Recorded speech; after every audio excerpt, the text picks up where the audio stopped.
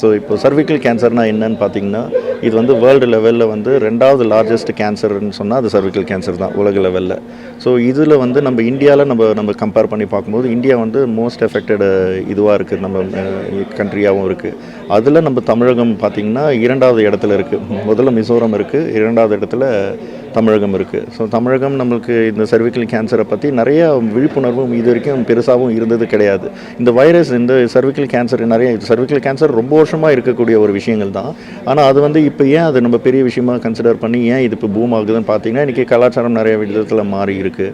அது நம்மக்கிட்ட இருக்கிற, அது எல்லாருக்கிட்டையும் இருக்கிற ஒரு டைப் ஆஃப் வைரஸ். அது வந்து கண்டிப்பாக அது டிரான்ஸ்ஃபியூஷன் ஆகும். ஸோ அந்த வைரஸ் நம்மளுக்கு டிரான்ஸ்ஃபியூஷன் ஆகுது. ஏன்னா இந்த சர்விக்கல் கேன்சர் மோஸ்ட்லி உமன்ஸ்க்கு தான் நிறையா இருக்கும். ஆனால் இது வந்து யூனிசெக்ஸ் தான். பட் ஆனால் உமன்ஸ்க்கு தான் அது மோஸ்ட் எஃபெக்டட் வைரஸாக இன்றைக்கி மாறுது. ஸோ இன்றைக்கி அது வந்து கண்டறிதல் அப்படின்றத பார்க்கும்போது மிக குறைவாக தான் இருக்குது. இன்றைக்கி நம்மளுக்கு இருக்கிற ப்ரிவென்ஷன் டெஸ்ட் நம்மக்கிட்ட இருந்தாலும் அது வந்து சீக்கிரமாக நம்மளால் ஐடென்டிஃபை பண்ணி நம்மளால் அது கண்டுபிடிக்க முடியல. இந்த ஒரு டைப் ஆஃப் கேன்சர் வந்து ஈஸியாக நம்மளால் ப்ரிவென்ட் பண்ண முடியும். அது எப்படி ப்ரிவென்ட் பண்ண முடியும்னா, நம்ம தடுப்பூசி ஆப்ஷனில் நம்ம கண்டிப்பாக வேக்சினேஷன் பண்ணால் நம்ம இதை வந்து நம்ம ப்ரிவென்ட் பண்ணிடலாம். ஸோ இந்த டைப் ஆஃப் கேன்சருக்கு இந்த ஒரு டைப் ஆஃப் இது இருக்குது, ப்ரிவென்டிவ் மெஷர்ஸ் நம்மக்கிட்ட ஆல்ரெடி இருக்குது. ஸோ வேக்சினேஷனுக்குள்ளே நம்ம போயிட்டோம்னு சொன்னாலே நம்மளால் இந்த கேன்சரை நம்மளால் தடுத்து நிறுத்த முடியும். ஸோ அதுக்குண்டான முயற்சியாக தான் நாங்கள் இந்த யுனைட் வித் அஸ்ன்ற ஒரு ப்ரோக்ராமை நம்ம ஸ்டார்ட் பண்ணுறோம்.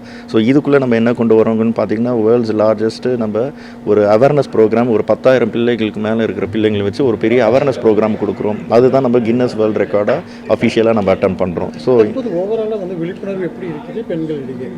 இதுக்கு ரொம்ப குறைவாக தான் இருக்குது. அது ஏன்னா அவங்களுக்கு தனக்குள்ளேயே வந்து அந்த வைரஸ் இருக்குன்றது அவங்களுக்கு ஐடென்டிஃபை பண்ண முடியாது. ஏன்னா இதில் வந்து மேஜர் சிம்டம்ஸ்ன்றது எதுவுமே தெரியாது.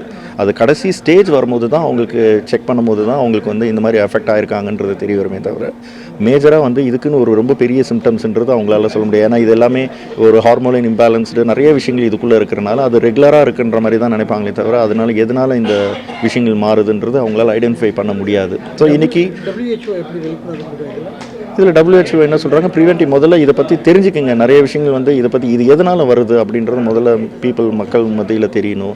அதே மாதிரி இது வந்து எல்லாருக்குமே இருக்குமா இருக்காதான்றதை கண்டிப்பாக செக் பண்ணி போய் பார்த்துக்குங்க அப்படின்றதா சொல்கிறாங்க. நம்ம இருக்கோ இல்லையோ, ஆனால் கம்பல்சரி நீங்கள் வந்து ஸ்க்ரீனிங்குள்ளே வாங்க.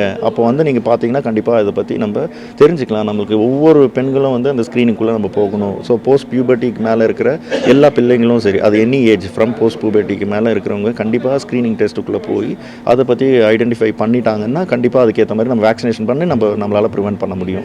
ஸோ அந்த விழிப்புணர்வு முக்கியமாக நம்ம தமிழ்நாட்டில் முக்கால்வாசி எதுவுமே நம்மளுக்கு இல்லைன்றது தான் நம்ம இங்கே பெரிய விழிப்புணர்வு ஒரு இது கொண்டு வரணும், லெசன் நம்ம கொண்டு வரணும். அதை தான் நம்ம கின்னஸ் வேர்ல்டு ரெக்கார்டாக நம்ம அஃபிஷியலாக அட்டன் பண்ணோம்.